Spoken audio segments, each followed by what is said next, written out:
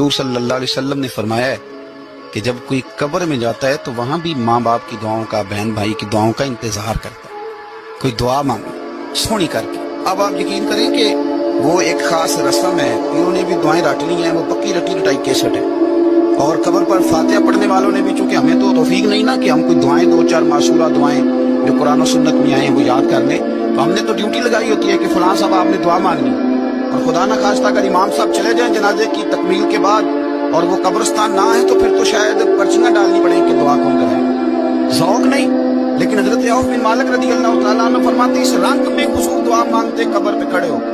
حضرت طلحہ بن برا کی قبر پر پتہ ہے نبی پاک نے کیا دعا مانگی؟ حضور فرمانے لگے میرا طلحہ، اللہ تیری بارگاہ میں آیا ہے، جب میرا یہ غلام تجھ سے ملے نا